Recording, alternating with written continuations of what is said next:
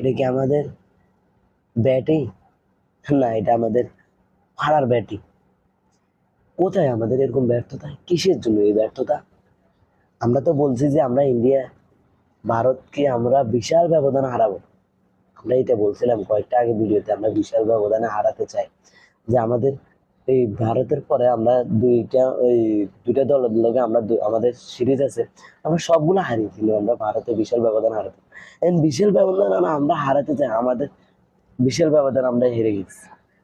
তো আমরা কিসের জন্য আশ্বাস করছি?